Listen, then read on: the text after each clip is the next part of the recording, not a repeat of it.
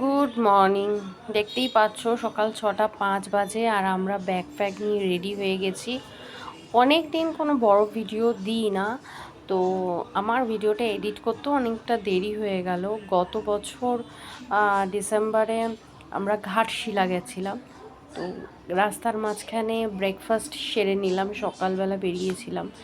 তো আমরা বেরিয়ে পড়েছি, তো বুঝতেই পারছো ঘাটশিলার উদ্দেশ্যে। পাহাড়, নদী, বনের এক অদ্ভুত যুগলবন্দি। আর সবথেকে বড় কথা, এখানে সাহিত্যিক বিভূতিভূষণ বন্দ্যোপাধ্যায়ের বাড়িও রয়েছে। তার এটা একটা প্রিয় শহর। কলকাতার চেনা ব্যস্ততা, ক্লান্তি কাটিয়ে প্রকৃতির মাঝে দুটো দিন শান্তিতে একটু কাটিয়ে যেতে কার না ভালো লাগে বলো? আর যা ব্যস্ত শিডিউল থাকে, তো রায়েরও তখন টেস্ট সবে কমপ্লিট হয়েছে, তো আমরা বেরিয়ে পড়েছিলাম। আর আমাদের থাকার জায়গা ছিল আরণ্যক রিসর্ট। আরণ্যক রিসর্টের ডিটেলসটা আমি পরে তোমাদের দিচ্ছি নেক্সট ভিডিওতে। আর এই দেখো কি দারুণ জায়গা। আমরা এখানে এসে কিছুটা আর কি বিশ্রাম নিয়ে লাঞ্চ সেরেই আমরা বেরিয়ে পড়েছিলাম বিভূতিভূষণ বন্দ্যোপাধ্যায়ের বাড়িটা দেখতে, গৌরীকুঞ্জ।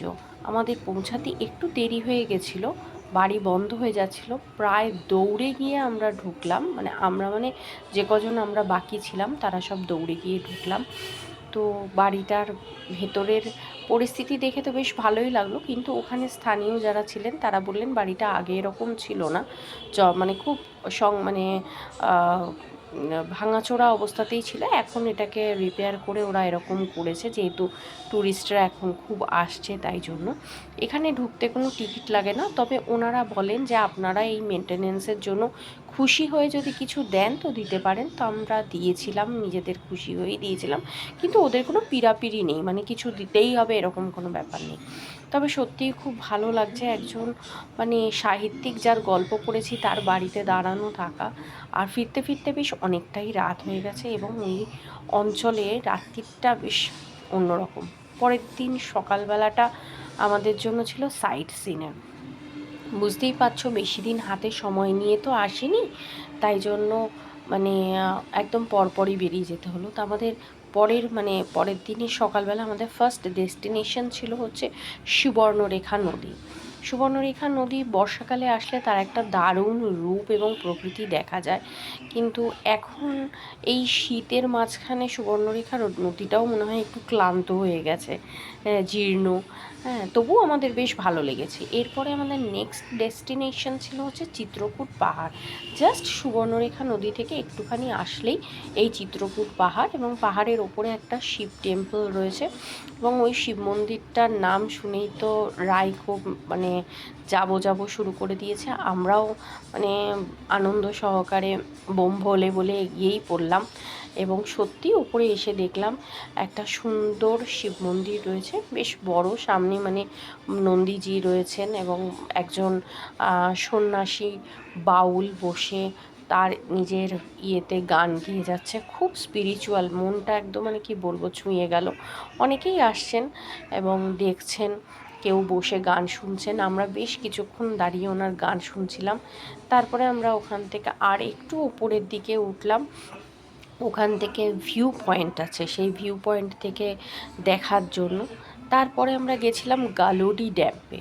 গালুডি ড্যামটা বর্ষাকাল ছাড়া সেরকম ভালো লাগবে না, কারণ এই ঘাটশিলাটা মোটামুটি মানে জুলাই আগস্টেই ভালো। তারপরে আমরা চলে এসেছিলাম হচ্ছে বুরুডি লেকে। বুরুডি লেকে এসে এখানে একটা বোটিং না করলে কীরকম লাগে। বোটিং করতে গিয়ে তো মহা বিপত্তিতে পড়েছি ওখানে, যে সব বোটই ওদের চলে গেছে, আমাদের জন্য কোনো বোট নেই।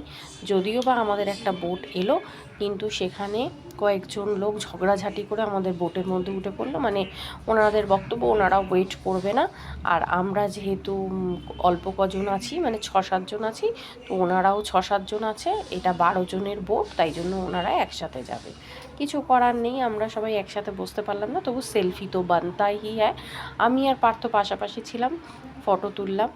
আর বরুডি লেকের পরে আমরা চলে যাচ্ছি হচ্ছে ফুলডুরিং পাহাড়। ফুলডুরিং পাহাড়টা বেশ একটা থ্রিলিং জায়গা, সবাই বলছে যে ওখানে মানে হালকা নদী, ঝর্ণা এবং ট্রেকিং সব কিছু মিলিয়ে। তো হ্যাঁ, সত্যিই তাই। আমরা যখন উঠছি তখন দেখছি যে রাস্তার অবস্থা খুব একটা ভালো না। আবার কিছু কিছু লোক বলছে সামনে সাপ আছে, একটু দেখে যাবেন। হ্যাঁ, আমি তো আর মানে এই পাথরের ওপর দিয়ে হেঁটে যেতেই পারছি না, যেন মনে হচ্ছে এক্ষুনি পড়েই যাব। কিন্তু আমার মন পড়ে রয়েছে রাইয়ের দিকে, যে রাই যদি পড়ে যায়, পায়ে ফায়ে লাগে, তখন কি হবে।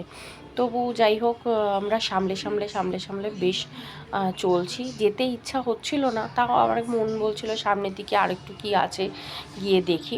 কিন্তু হ্যাঁ, সত্যি ফুলডুরিং পাহাড়ের আঁকাবাঁকা রাস্তা দিয়ে যাওয়ার অভিজ্ঞতাটা আপনারা কিন্তু যদি কেউ আসেন মিস করবেন না। কারণ এখানে যে ওয়াটারফলসটা রয়েছে, মানে লাস্টে এসে দেখলাম যে হ্যাঁ, সত্যি পয়সা উসুল। আর অনেকে মানসিক করার জন্য ওখানে কিছু বেঁধেছে। ফুলডুরিং পাহাড় থেকে যখন আমরা নেমে এসেছি তখন প্রায় সন্ধে হতে চলেছে, এবং পাহাড়ের মাঝখানে মানে সানসেটটা দেখতে অপরূপ সুন্দর, মানে ক্লান্তিটা একদম মিটে যাচ্ছে। আর প্লিজ আমার চ্যানেলটাকে লাইক এবং সাবস্ক্রাইব করুন।